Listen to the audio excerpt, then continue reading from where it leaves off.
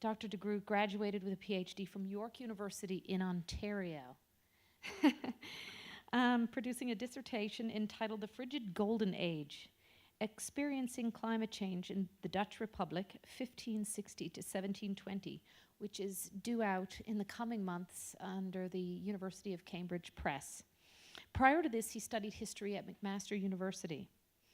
His work bridges the humanities and sciences, where he examines social responses to climate change from a historical perspective that goes back to the 16th century.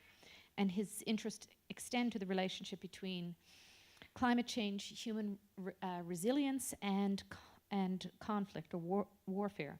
The title of his talk today is Arctic Journeys in a Changing Climate, 1590 to 1650. Thank you. Well, I actually have my own microphone. I hope you guys can all hear me. Yes, I assume you can. Okay.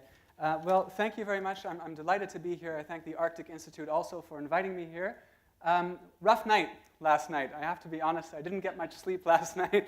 It was a very difficult time for all of us, I think, who study climate change. Nevertheless, we are here, and I hope this will be of some interest to you. So I like to start my talks on the rather distant past with the present. This is a cruise ship, a giant cruise ship in the Arctic, 70,000-ton cruise ship, the Crystal Serenity, that just in August traveled through the Northwest Passage, a passage of water through the islands of Canada.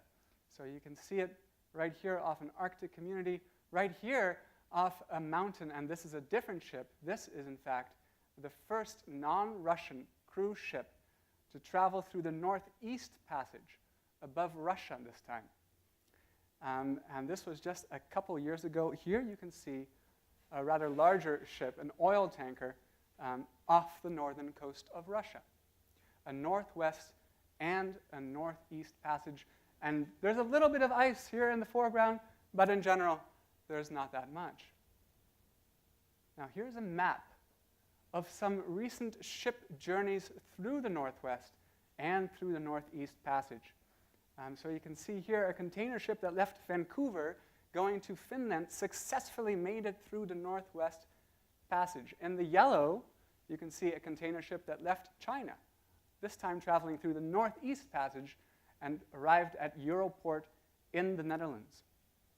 So in both cases, these ships successfully completed northern passages.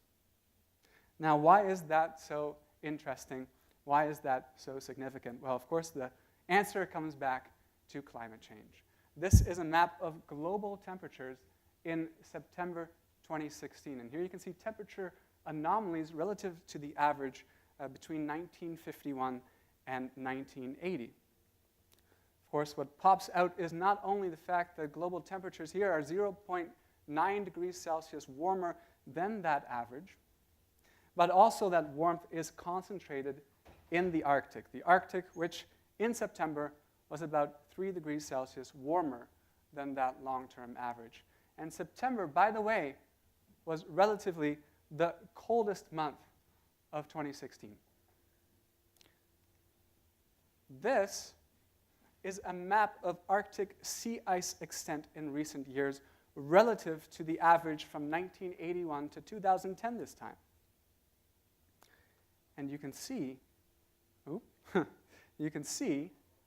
well, there's supposed to be an arrow there, put it that way, in that blue line that's kind of at the bottom there.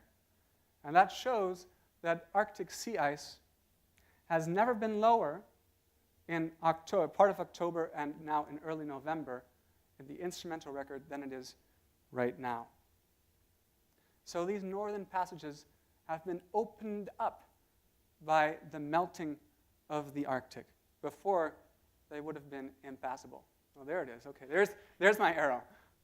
And this is a map of Arctic sea ice in August, the same month that the Crystal Serenity made it through the Northwest Passage. So you can see there is a passageway, and not an easy one, but there is a passageway now that has opened up through the northern islands of Canada. Now, a cruise ship here, a container ship there, doesn't seem like a particularly big deal. And to some extent that is true, but this is a foreshadowing of what is to come in a much warmer world. The ice is going to melt in the summer, and when it does, the Northern Passage will be fully open for hundreds, perhaps thousands of ships, and we'll get to why this Northern Passage is better for shipping than more southerly routes. Now this is a graph of Arctic temperatures over the past 2,000 years. It's what we call a multi-proxy graph, which means it uses a lot of different sources to tell us the story of Earth's, or really in this case, the Arctic's climate over the past 2 millennia. And from this graph, you can see that the conditions now that are allowing ships to travel through the Northern Passage are quite new, right? This graph only goes up to about the year 2000, but if you took it to the present, that graph would actually expand, that line would actually expand out of the graph. It would explode right out the top of that graph. But there's also a much colder period, right? So there's a warmer period in the present. There are some warmer periods in the past owing to natural forces, not anthropogenic climate change. But there's also a colder period right here, between about 1250 to 1850 CE.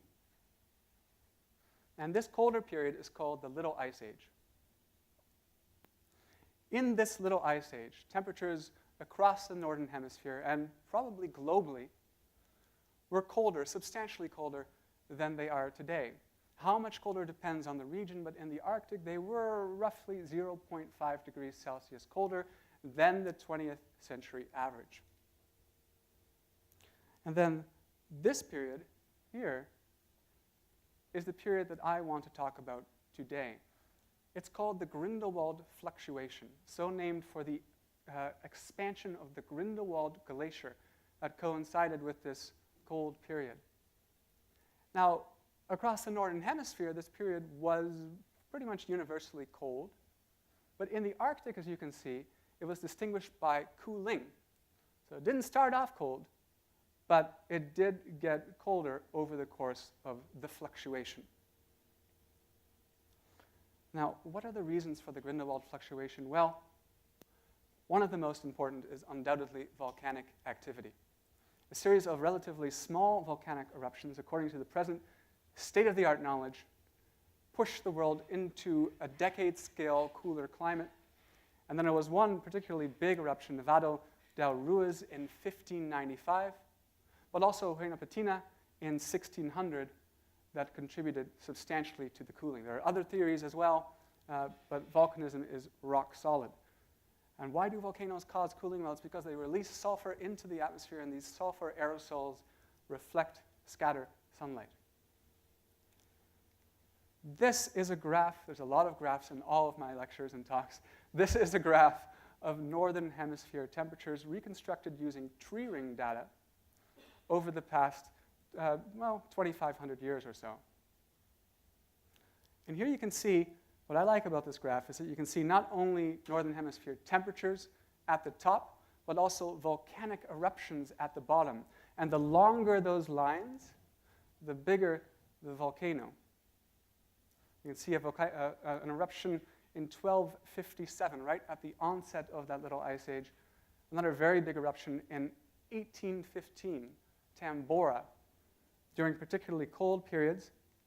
But then also a cluster of eruptions right around, big eruptions but not huge, right around this Grindelwald fluctuation. Okay. Now, why do we care about this stuff? That is a question that comes up again and again in all history, for all historians. Why do we care? Well, first of all, I think these temperature reconstructions show us that climate changes seem to be amplified in the Arctic, and they dramatically transform Arctic environments, right? In large part because of the presence of so much sea ice, which responds very dramatically to even small fluctuations in average annual or seasonal temperatures. Now, in the Arctic, margins between life and death are always razor thin for human beings. There's not a lot of nutrients. It's very, very cold. Yet, and this is the paradox that kind of informs some of my research on the Arctic. In the 17th century, during the Grindelwald fluctuation and during a colder period that followed, which is called the Maunder Minimum, Europeans explored and exploited the Arctic on a really unprecedented scale. So the question is, how were they able to do that? How to explain this paradox? So I'm going to try and get at that today by looking at a few case studies. The first is the Dutch quest for a northeast passage, which consisted of 3 expeditions between 1594 and 1597. The second is the Anglo-Dutch quest for a northern passage from 1607 to 1611. The first quest is really associated with a borderline legendary figure now called Willem Barentsz Zoon, which means son of Barentsz, so people call him Willem Barentsz now. And the second quest was associated with Henry Hudson, who's probably quite well known to Canadians. And then, if I have time, which I think I will, I hope I will, I'll get to the Anglo-Dutch Spitsbergen whaling industry, which is the focus of a project that I'm currently working on now. Okay, so first, those Dutch voyages under the command and leadership of Willem Barentsz. This is a depiction of Willem Barentz's death. This comes to us from the 19th century. And you can see him here dying at the end of his last expedition heroically on an ice floe. There's another, this kind of makes me laugh sometimes, there's another guy over here also dying. But nobody seems to care much about him. And he does look resentful about that, doesn't he? But, of course, these voyages, as you now know, have a tragic ending, at least for Willem Barentsz and his forgotten crewmate.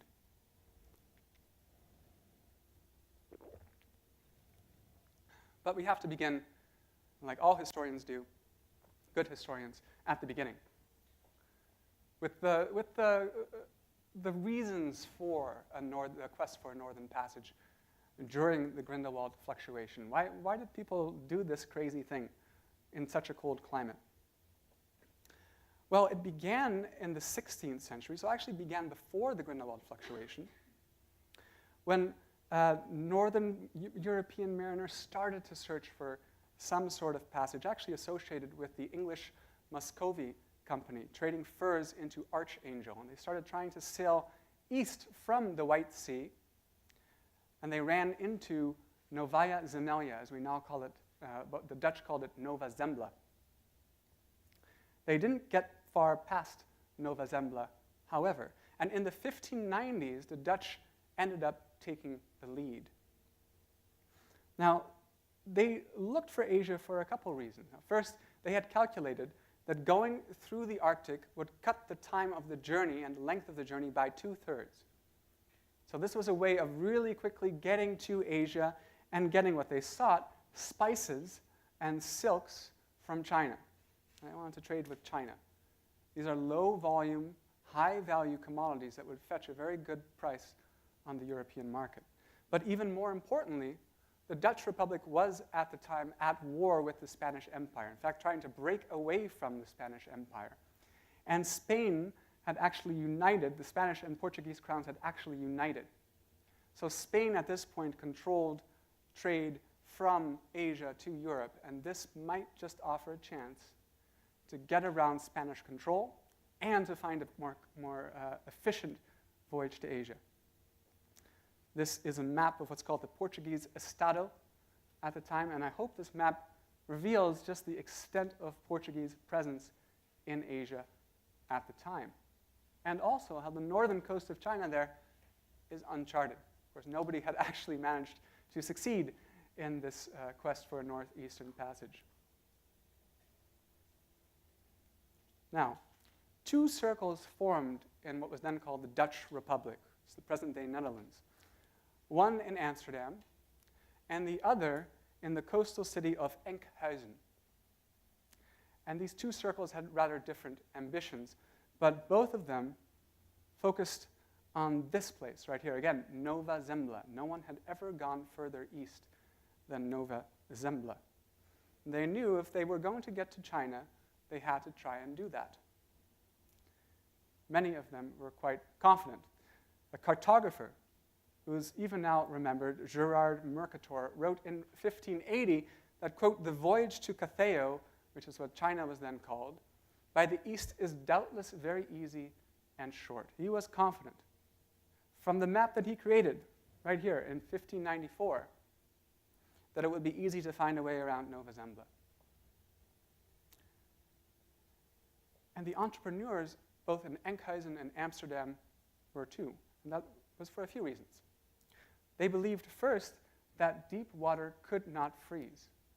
And that made perfect sense. So off the coast of Europe, right, sea ice only stretches so far in the winter. And once you get into the deep sea, it's pretty much gone.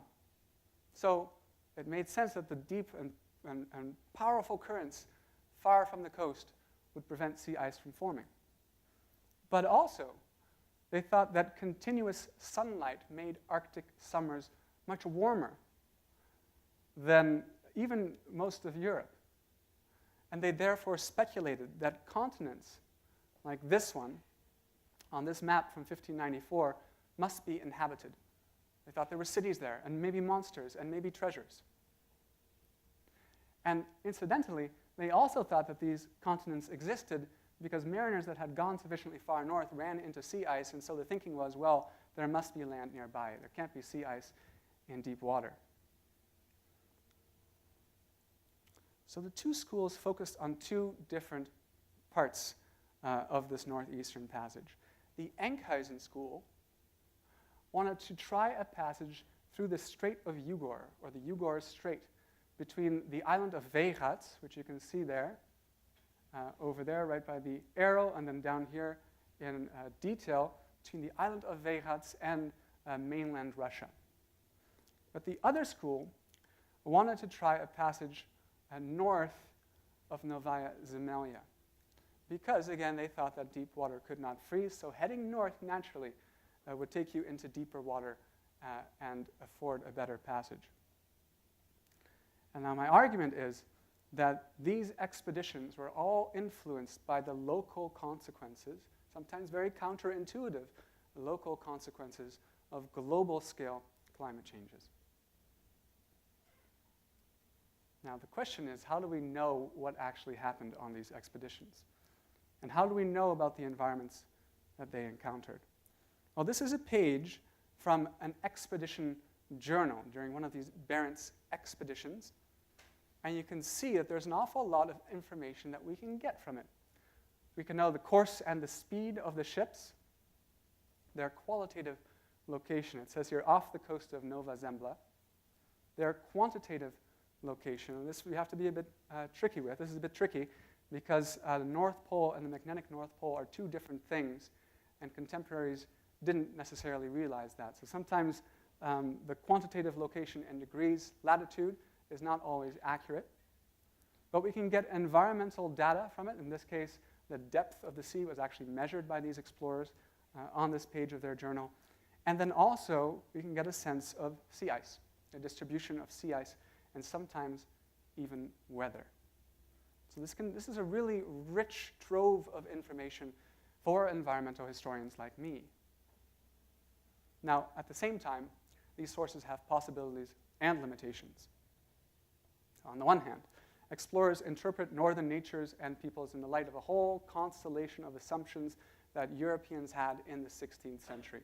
Assumptions about their superiority to other peoples, about the validity of the imperial project that they were starting to embark upon, and the whole blend of magical Christian and Aristotelian ideas that informed European intellectual culture. On the other hand, so for that reason, when we see an account of a mermaid, by the way, we might not take it at face value. On the other hand, journals kept by European explorers of the Arctic do provide some reliable, in fact, quite a bit of reliable environmental information for two reasons. First, in the age of dead reckoning, you had to take account of environmental influences on the journey to get a better sense of where you were. And second, and perhaps even more importantly, the whole relevance of the expeditions.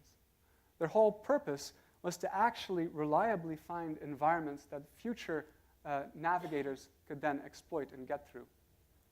And if they were taking just false information, then there was no point to the journeys at all.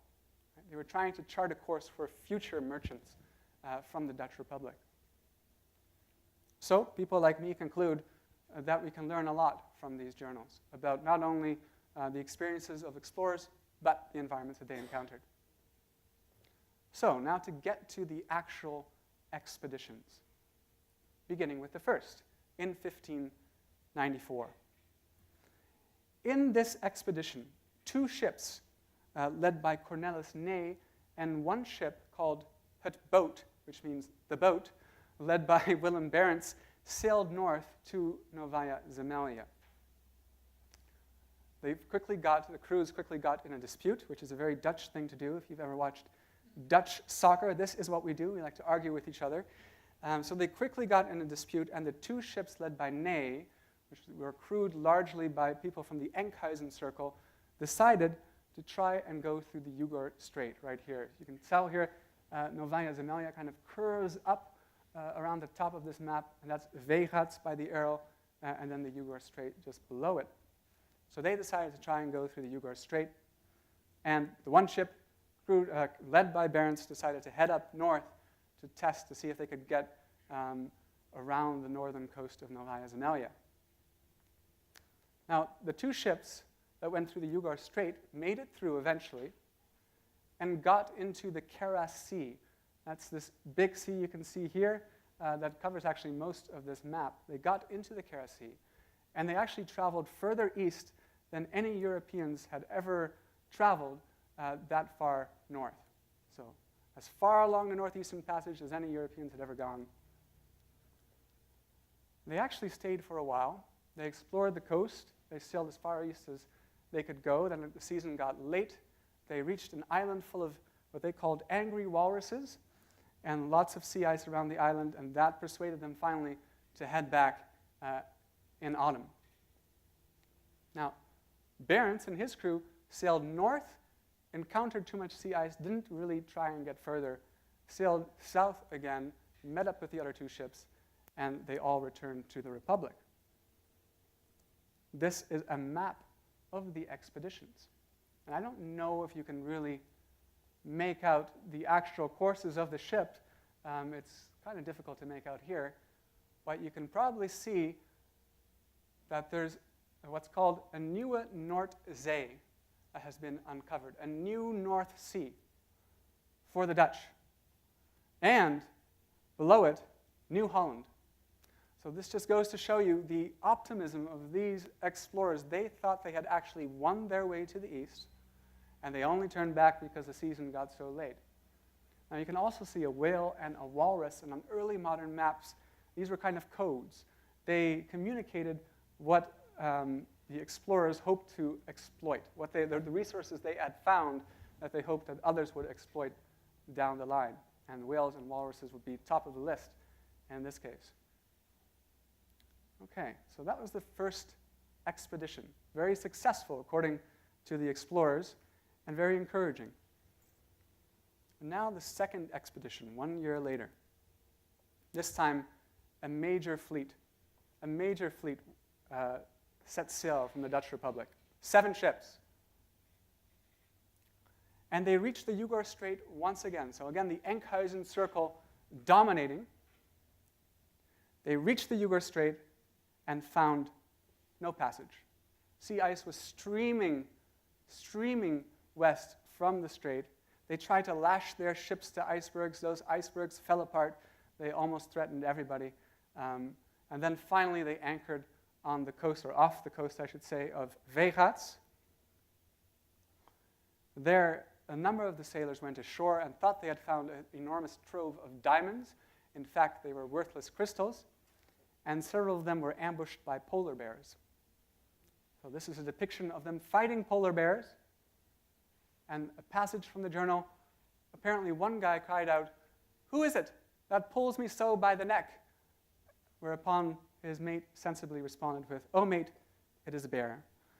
The first guy unfortunately died. The second guy ran back to the ship, rounded up a group of 20 people. They all came out with muskets, attacked the bear. The bear scattered the entire group and killed a number of them. And this caused so much dissension that there was a revolt, a mutiny. And to quell the revolt, a bunch of people from the Enkhuizen Circle were hung. So this delay caused by the ice contributed to lasting enmity between the Enkhuizen and Amsterdam entrepreneurs, and the Enkhuizen group wanted no more part of future Arctic expeditions. Now, how do we relate the very different fate of these two expeditions to the local manifestations of climate change? Well, we can immediately see a couple clues. So a strong current was recorded by mariners in both expeditions, a strong current pushing sea ice through the Yugor Strait. Now that current would be quite rare today. The current actually now flows from the west to the east, not from the east to the west. And scholars have speculated and used some proxy evidence to create strong evidence for a reduction in the flow of Atlantic meridional overturning circulation during the Grindelwald fluctuation and really during most of the Little Ice Age, perhaps by as much as 10%, which may then have been sufficient to reduce the flow of Atlantic waters into this part of the world, and perhaps also to change the current flowing through the Yugor Strait from the Kara Sea. The upshot is that the waters in the Yugor Strait should have actually been quite cold, should have been quite conducive to the formation of sea ice. Well, so that's quite confusing. Then why did the first expedition seem to do quite well? Well, we know that Arctic summers were, or at least we're pretty sure that Arctic summers were relatively warm during the Little Ice Age. And here you can see at the top there a graph of seasonal temperatures. In yellow, summers, and in other colors, other seasons. So you can see that summers did not cool quite as much as those other seasons. And not only that, but the summer of 1594 was actually hotter than usual in the Arctic. And the expedition left early. So for those human reasons and environmental reasons, the expedition was quite successful. By contrast, the 1595 expedition left late in the year. They were confident that they had found their way through the Yugor Strait, and they thought, well, we can leave late, we can mass our forces and send a strong delegation to China. Of course, that is not what ended up happening. By arriving late in the Yugor Strait, they actually exposed themselves to a very sharp drop between average summer and average autumn temperatures in the region. So that when autumn came, and it came fast after they arrived, it was associated with a whole bunch, an awful lot of sea ice. And one more detail, that major volcanic eruption in 1595 undoubtedly also contributed to the cooling. So I guess the upshot of this would be that on a local level, sometimes the actual influence of an overall colder climate can be counterintuitive. Right? We can't just say, well, the climate was cold, and so all these expeditions suffered the same fate. Oh, I guess this is relevant too. This is that colder period, and this coincides with the expeditions. Okay. Now the third expedition, from 1596 to 1597. Not surprisingly, after the failure of the second expedition, support for northern exploration dwindled, except in some members of the Amsterdam Circle. They still thought that their northern route above the northern coast of Novaya Zemlya had not been adequately attempted. And if it was, they might find their way through. So they managed to scrap together the funds for an expedition of 2 ships in 1596. Just 2 ships, but 2 relatively large ships. Now, right off the bat, the expedition was off to a questionable start because navigational errors compounded the influence of just the right amount of sea ice to force the explorers to the west.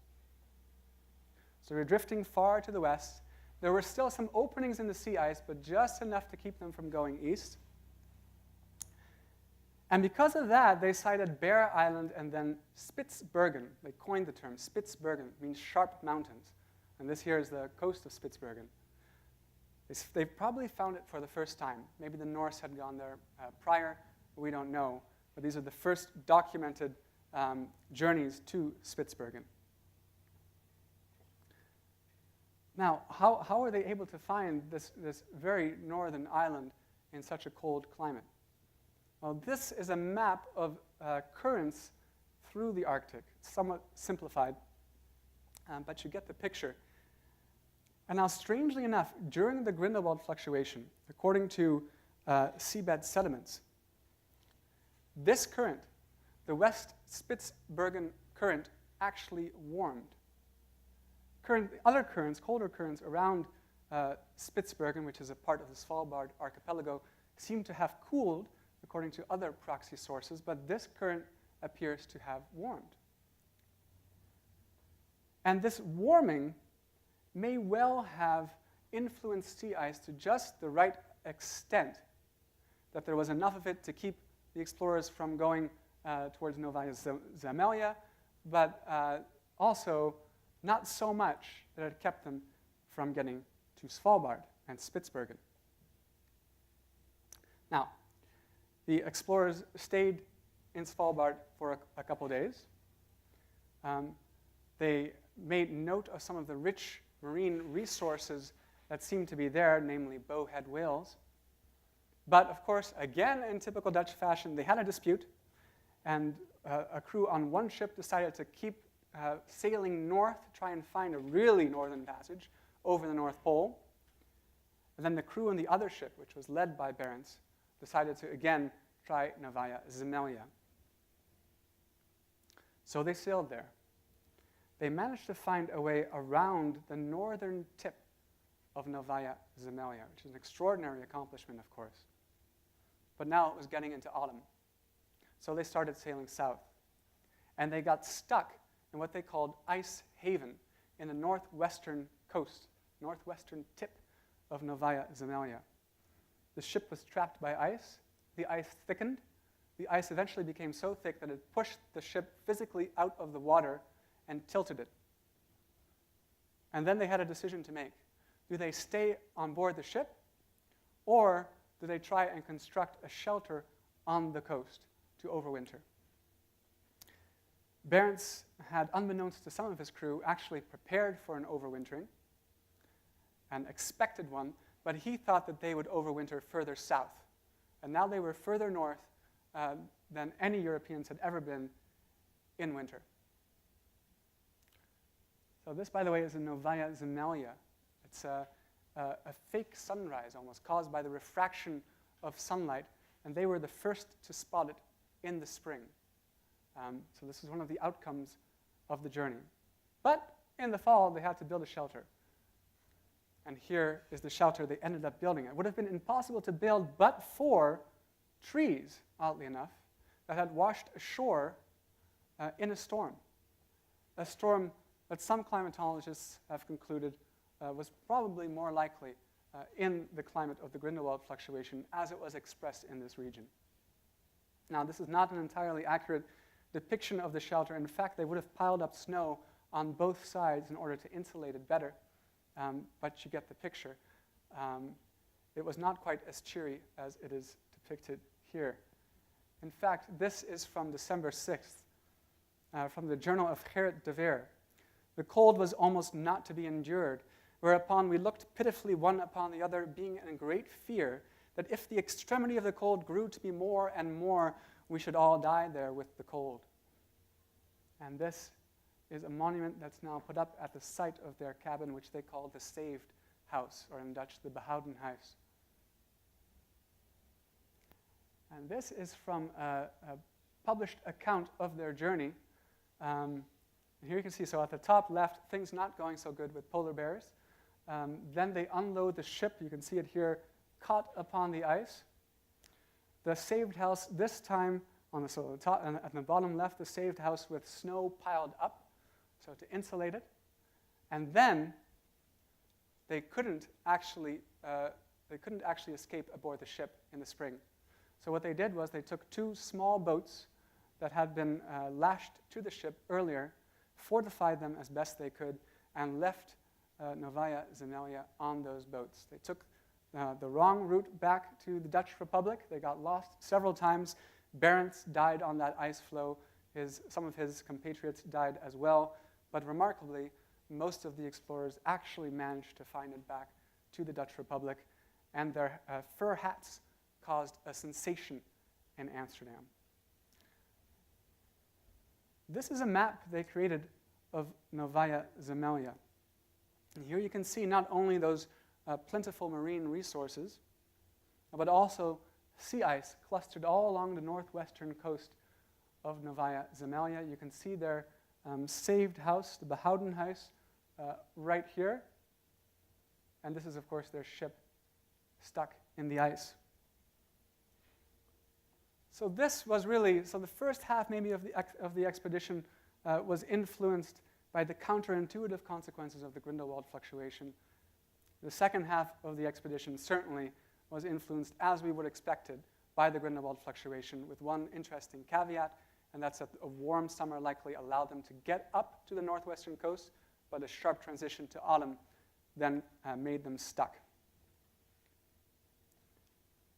And this is what Novaya Zemelya looks like now in the dead of winter. This is where they got stuck. So if they had been there and when this map was taken, when this satellite image was taken, they might have been able to sail south and escape. Now, this third expedition in particular transformed European understandings of the Arctic.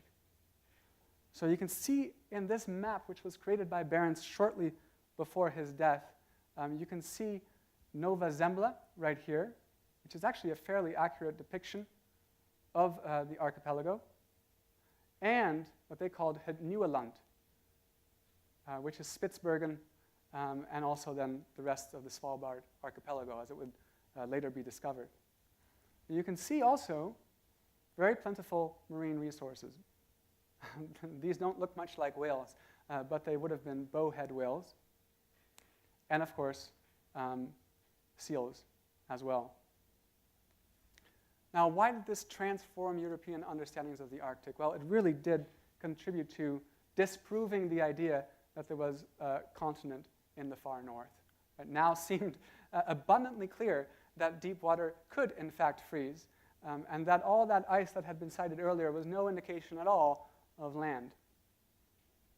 So, in some respects, then, we can say that the local consequences, sometimes counterintuitive, of global climate changes influenced how Europeans understood, thought of, and also identified, and this will come up a bit later, crucial resources in the Arctic.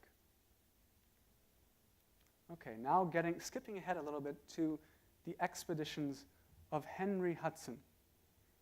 He made 4 expeditions to the Arctic. This is him again. I introduced these guys by showing you depictions of their lowest moments. This is him at the end of his 4th expedition, marooned with his son clinging to his knee and some of his loyal and injured crewmates. So again, things end poorly for him. But these were expeditions that were largely financed by the English Muscovy Company.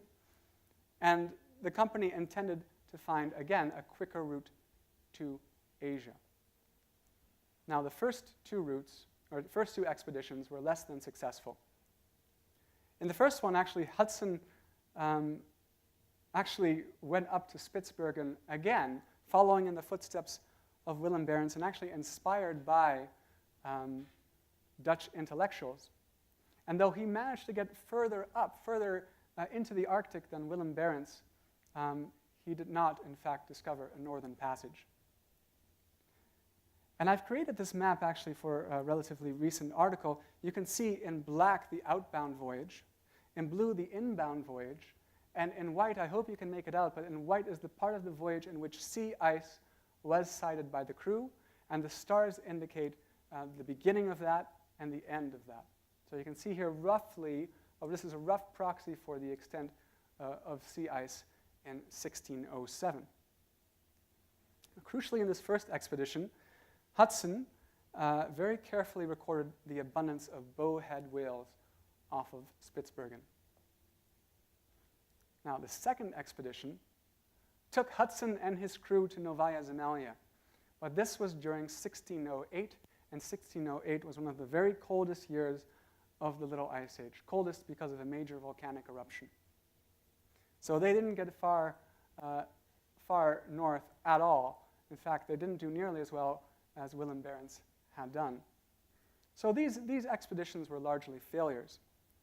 But they made the Dutch East India Company, which had been formed in 1602, and which now controlled an increasing amount of trade coming from Asia. They made that company very nervous. The leaders of the company, the Heren 17, the 17 lords, worried that if the English managed to chart a northern passage, however unlikely it now seemed to be, then the Dutch East India Company would be at a significant competitive disadvantage. So they lured Henry Hudson to the Dutch Republic and got him to work for them. And they gave him express orders in 1609 to attempt a northeastern passage. Now, Henry Hudson had no sooner rounded the northern point of Norway than he and his crew encountered quite a bit of sea ice. And there was a near mutiny aboard the ship, as you can imagine, because the previous expedition hadn't done well, and now we see sea ice even further south than before. Henry Hudson was able to convince his crew to cross the Atlantic Ocean rather than sail back to the Dutch Republic and search for the northwestern passage. During that quest, he managed to discover the future site of New Amsterdam, which became New York further in the 17th century, and the Hudson River. And these became extremely profitable colonies for the Dutch Republic. So in a sense, we can say that rather than a colder climate and some of its consequences on a local scale, making this journey a failure, as some historians have claimed, in a strange way, they, alongside a series of human decisions, actually turned the journey into a success for the Dutch East India Company, and in particular, for the Dutch Republic. The fourth expedition is really what everyone remembers when they think about Henry Hudson, and it had some very strong similarities with that third expedition led by Willem Barentsz.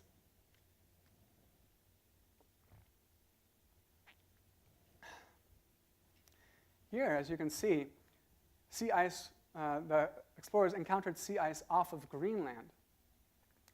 And then they encountered much more sea ice just north of Quebec. Now, I've outlined, I put a little red star there. That red star represents a near mutiny. So the crew, again, almost mutinied. Henry Hudson managed to convince them to keep pressing on. They found a way through the ice. They actually went ashore on the western coast of Quebec, raided some indigenous stores of geese, strangely enough, but didn't take any of the geese. They actually opened the stores, found the geese, didn't take any of them, then sailed further south, and now it was autumn, and they got stuck in James Bay. Hudson thought that if he kept sailing south, he would find a way to Asia. He did not. He got stuck in James Bay, and they were surrounded by sea ice very, very quickly. Now, the sea ice thickened, and they stayed. They overwintered. By the spring, they were eating moss.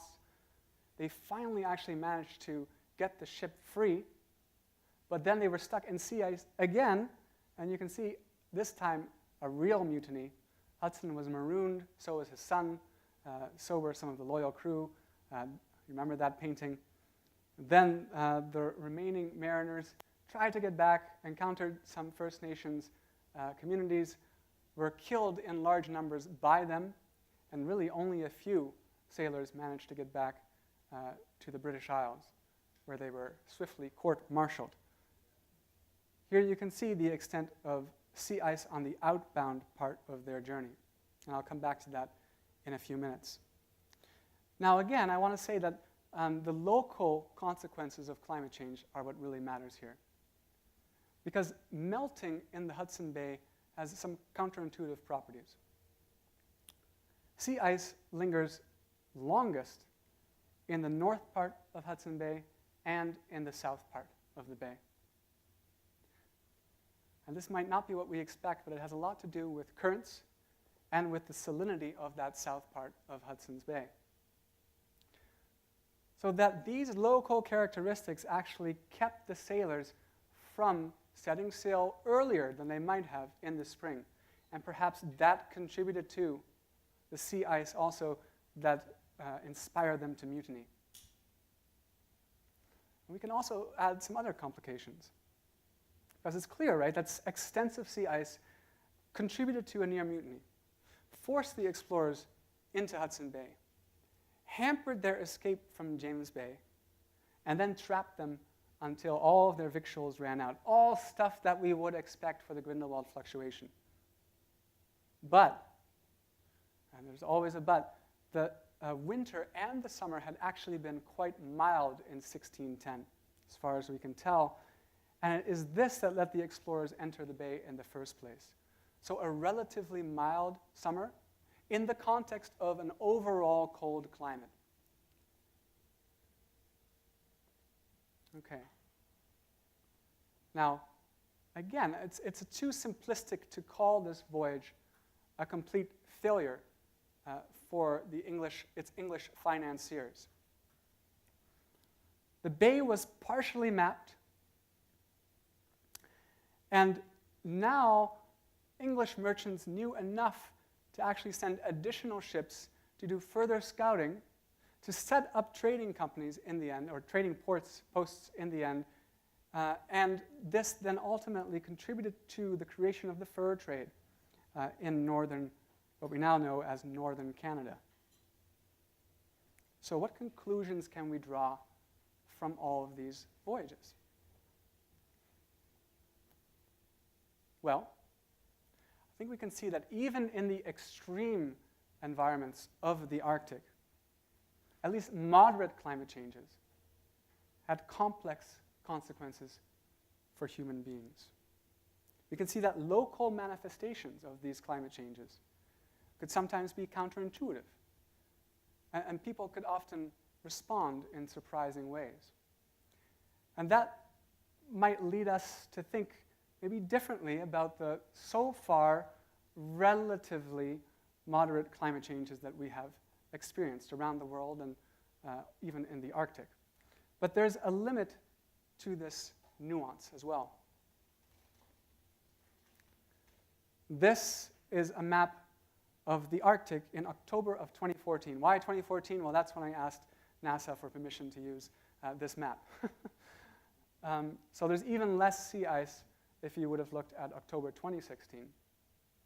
But you can see, so Hudson and his crew got trapped in October in James Bay. And of course, if they had been trapped, if they had gone there now, they could easily have found their way out. So we should introduce some complexity in our understanding of the consequences of past climate changes while recognizing that we are now entering a whole new paradigm for the Arctic and for our planet. Now, I do have time to briefly talk about another project that I'm starting to work on now. And in this project, I'm going to talk about, or I'm going to explore some of the consequences of those expeditions by Hudson and Barentsz. Remember, they found large stores of bowhead whales off the coast of Spitsbergen. Their accounts of those whales inspired whalers to come to Spitsbergen and hunt whales in huge quantities. There are about 40,000 whales in the population off of Spitsbergen, and by the 19th century, they were gone.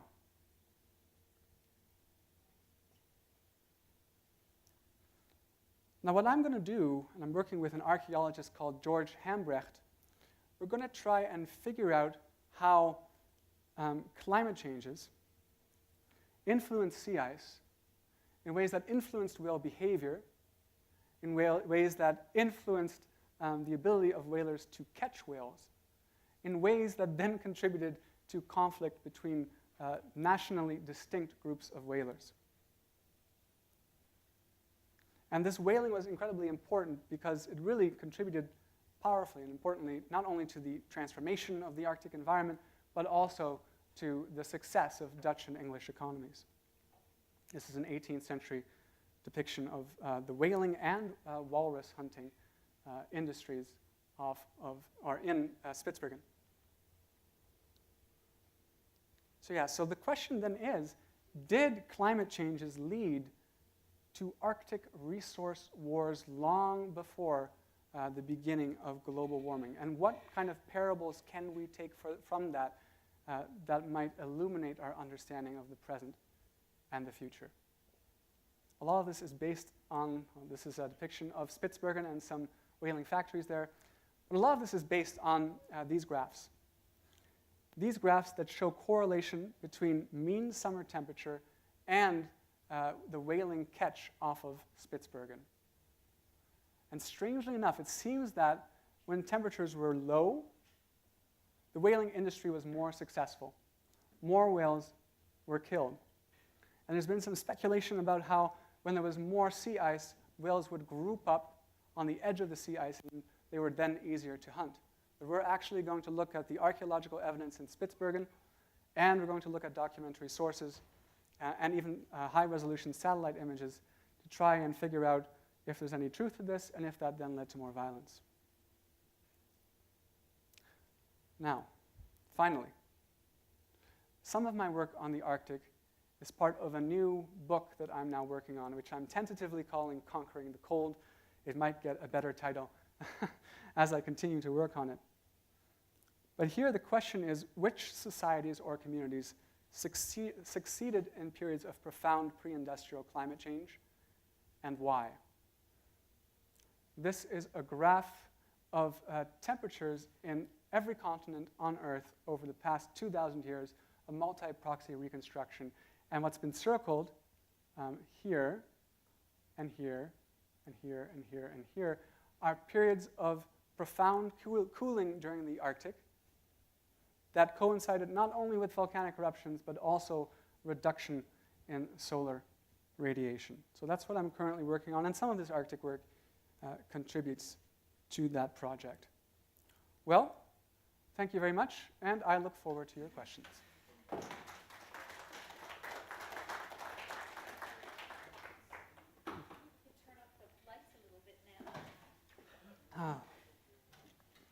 So does anyone have any questions? While you think about it, thanks very much for that talk. It was excellent.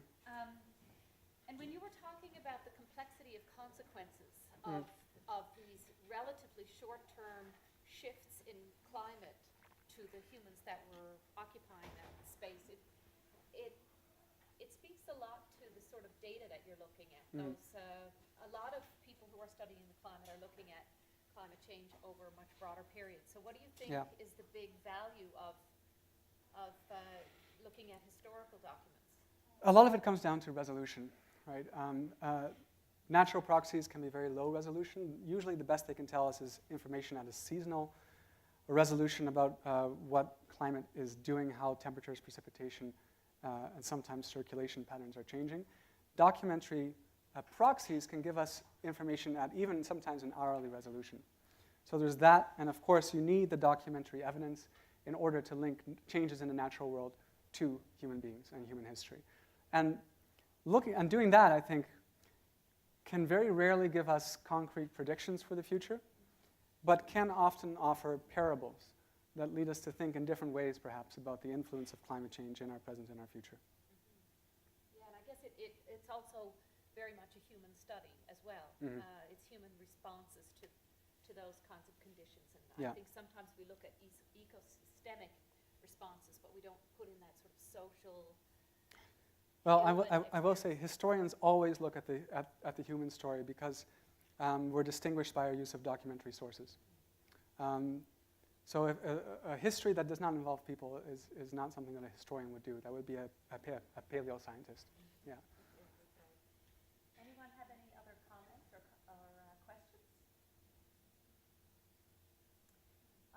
Yes? He was marooned. Oh, and then after that, Nobody knows.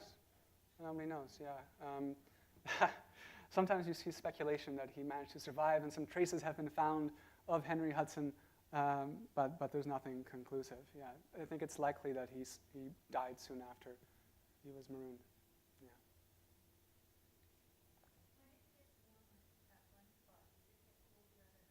Which one? Oh.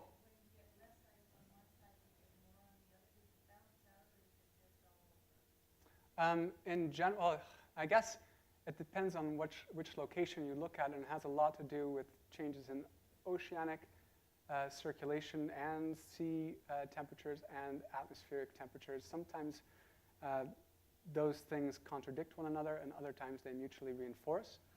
In the Hudson Bay, I think you're talking about the Hudson Bay, right? How it seems like there's less ice, or sorry, more ice in two different parts at the same time, or more broadly? Oh, yeah. Yeah. Actually, in reconstructions of the Arctic over the last century or so, we see pretty, I hesitate to say uniform warming, but more uniform certainly than in the Antarctic. Now, I'm not an expert on the Antarctic by any stretch of the imagination, so I don't want to give you erroneous information about what's going on in the Antarctic. But in the Arctic, in the Little Ice Age and more recently even, it's a bit more uniform, I think, than it was in the Antarctic. Yeah. I'm interested in your study of the whales. That's going to be really interesting in terms of writing some part of an ecological history at the same time, because we know so little about whales now, especially in that region, because they were so overhunted. And so this will probably, especially using archaeological material, give you some opportunities to understand whale populations, do you think? I think we have a decent grasp on whale populations through natural proxies, but perhaps we can get to some more high-resolution information down the line.